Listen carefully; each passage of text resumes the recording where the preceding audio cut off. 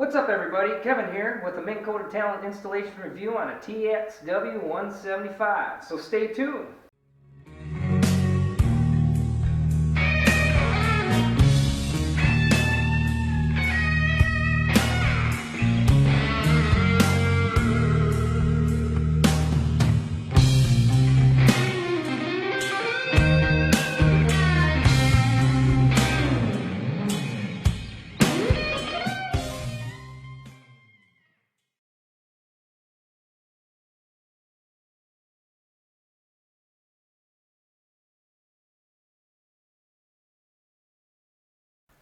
Why did I choose the Talons? It's a simple fact. I did a lot of research on the power poles and the Talons. It was the toughest decision I ever made. Oh my God, was it tough. I mean, I was on the forums talking to people what their opinions were. You know what? I went with what I thought was best for me. They're both great products. They both have their pros and cons. I'm not going to get too much detail on the pros and cons. I really wanted to go with the power poles, but was limited the space in the battery compartment for 2 pumps for the power poles. I could probably get away with 1 pump in the battery compartment, but I wanted 2 shallow water anchors for a personal reason. Especially on a windy day, if I have one Talon or a power pole, and I'm going to get spun around in the direction, and I didn't want to mess with that. I want to be able to drop 2 down and be anchored down and not have to move. That way I can pinpoint my shots when I'm dock fishing or structure fishing. I'm right there. Doesn't matter if it's windy, I'm gonna get my fish. That was the reason why I went with 2. I know it's a simple fact. So I did some brainstorming on putting the pumps in the storage compartment on the aft deck. On the port side, I could have made some holes on the side that would lead into the battery compartment and run the pump lines through the holes. I came to realize I didn't want to put a bunch of holes in my boat, especially on the back of the transom when I decided to mount these Talons on the transom. I did not want to drill holes in my transom. I just felt that the structure would be weakened by drilling more holes, and there's another reason, by drilling holes in the transom. Those bolts will probably pull away on the back of the transom here, because there is some spots where I'm not going to be able to line it up to get into the beam itself, so it's just going to be sheet metal in some areas. So I said, okay, I'm not doing that. I am not banned if you want to. These Minn Talons fit my application on my TXW175. Also, Minn is about 50 miles away from home, so it's a short ride to the factory should something happen to my Talons. At first, I did not like the bulkiness of the Talons and the added weight of 2 Talons hanging in the back of my transom. I tell you what, I was a little worried about that. Yeah, these things are thick, but they're thin. They're thick and thin. I added approximately 140 pounds of weight to the back of the transom. With the 2 Talons and brackets, 140 pounds is quite a bit. I'll talk a little bit more about the universal brackets that I purchased. They're a sandwich style. They're a 3-piece bracket. I will talk a little bit more here later on in the video. But I'm going to show you a little bit of how these Talons operate. Got a key fob. I got 4 of these. You have the option of buying the foot pedal up at the bow there. I didn't do that because I got 4 of these darn key fobs. So why would I need the foot pedal one? I can just go hit them, you know. But anyways, what we have here, the Talon has a 3-mode setup. It's a 3-stage deployment.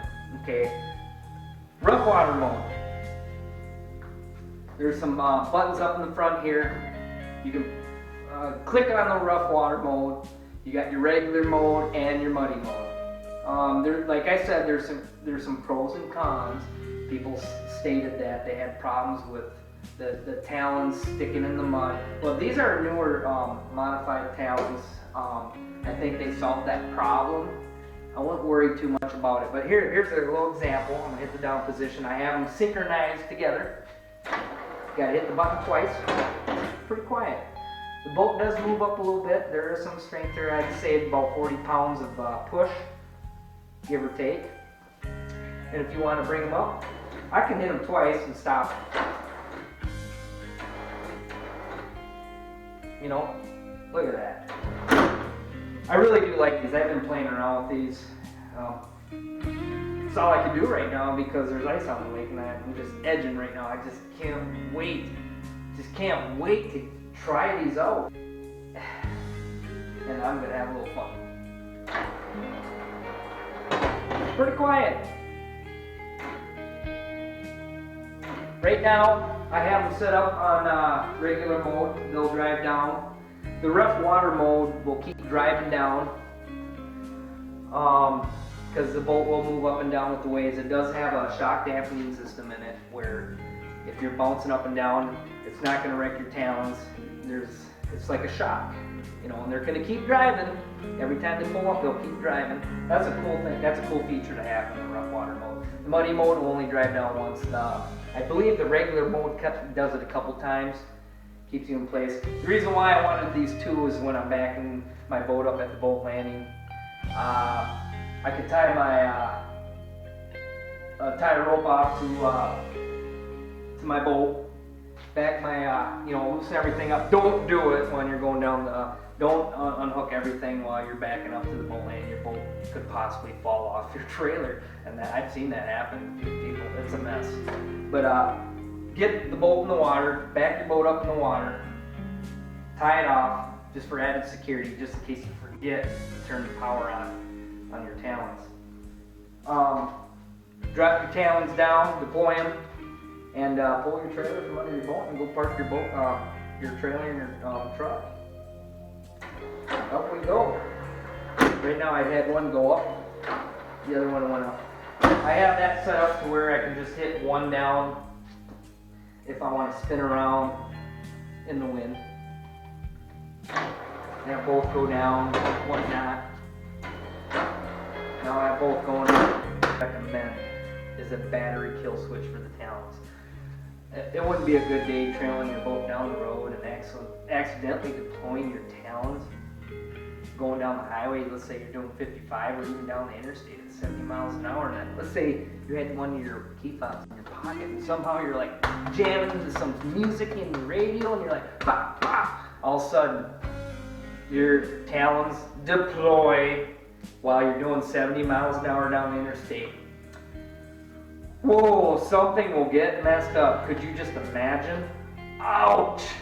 So I would recommend putting a kill switch to your battery so you can turn your talons off just for added security.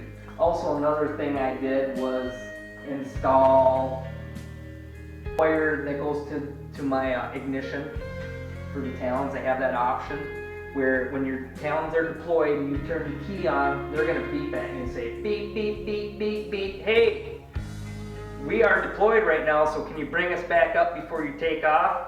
You know what I mean? So that's a good feature to have. I would install it. I would pretty much run a wire to your ignition and do that. Just so it's, it's added security. You don't want to take off with your talons down. I mean, I'm sure you could. You might bend them a little bit, but I've seen videos where they actually hold up pretty good. And the reason why I went with the universal 3-piece sandwich style brackets, let me show you. I have a hydrodynamics manual jack plate with a 6-inch setback. I wanted to go with the jack plate brackets, but the problem was the ratcheting mechanism right here. The jack plate would overlap the ratcheting gear about 1/4 inch. So when I look at the brackets and measured everything over, because I had the blueprints on them, they would come right here. Definitely would overlap.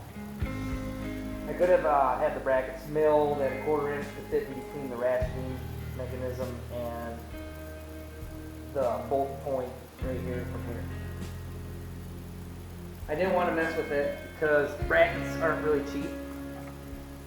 So I had no choice but to go with the sandwich style brackets, just in case everybody was wondering why I didn't put the side brackets here. It's just, I wish there was another alternative with these hydrodynamic jack plates. I mean, don't get me wrong, these are good jack plates. Probably one of the best jack plates for a manual jack plate. but it's very simple to use. But I like the fact that these sandwich style brackets are away, so I can actually still work in the area if I should have to raise my motor up and down.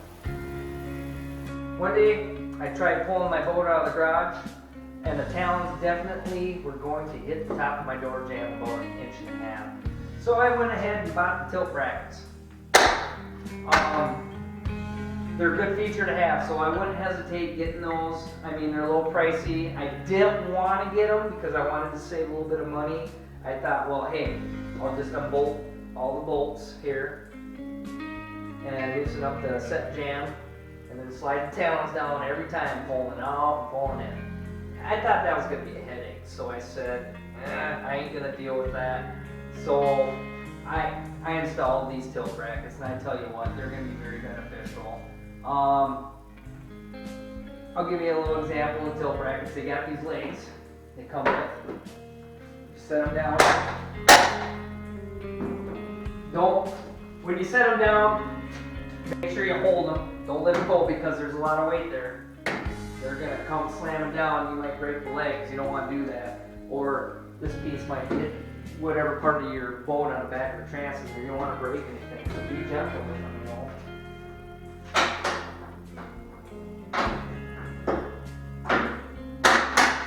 So now I got my Talons down on my aft deck.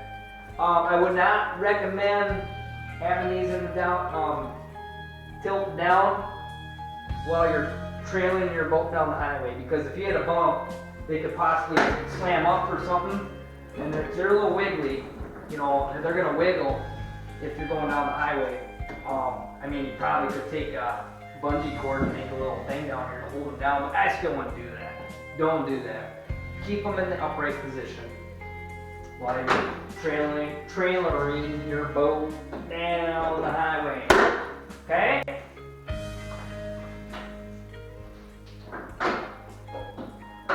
That way you don't wreck anything. So yeah, they're pretty easy to use. I can do them from here. Also, if I get up in my boat, another great feature with these tilt brackets for the Talons. Let's say you're looking over, let's say there's a bridge in front of you, and you know your Talons are going to hit the underside of the bridge. So let's say there's a nice honey hole over there, and you don't see anybody fishing there, and you're like, God, I want to get over there. This is a great feature. I tell you what, you just drop them down like that.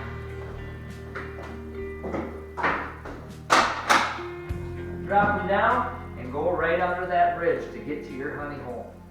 Okay? And then when you get there, bring it back up, boom, just like that.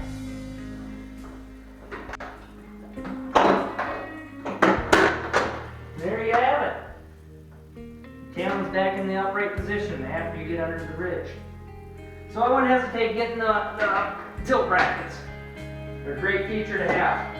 Little different things. Next video I'm going to do is duct tape fishing pole on the end of my guitar here. And I'm going to go fishing while I go. And hopefully I catch fish. The vibration might make the bass gone wilds.